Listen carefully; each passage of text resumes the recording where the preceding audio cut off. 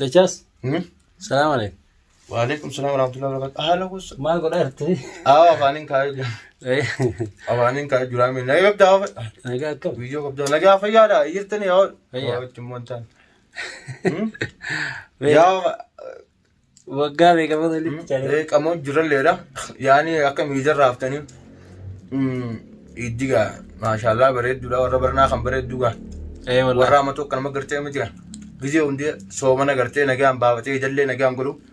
Rabbi nundaa godhuun kunoo gaanaaf ibsaallee ni sababeeffachuudhaan gartee miti gaa dhiyeenya kana wajjumaan jira guyyaa ijaatiif harma hedduu waasilee wajjin jira jechuudha. Har'a kun ejjee gabaatee guyyaa shanaffaa jira.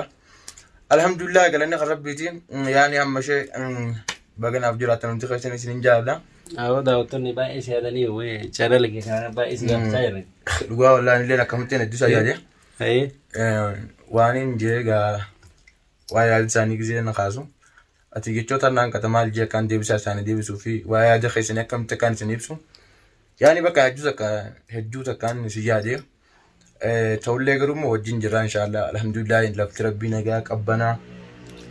Barbicha sila inumaa dachaasii wal loltanii maal jedhanii keessan bilbilanii yaada maal isin jira koomentii jala barreessuudhaan. Viidiyoo duraan gaddiifne jalatti. Nin jira.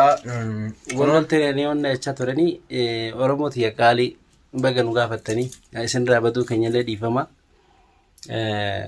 Waliin lolle dachaas jechuun wal lolus nama ta'uu miti.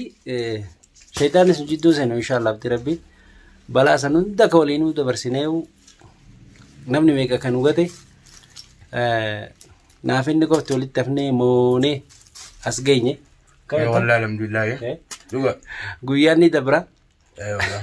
Alhamdulillah rabbil alamin as geenye jira.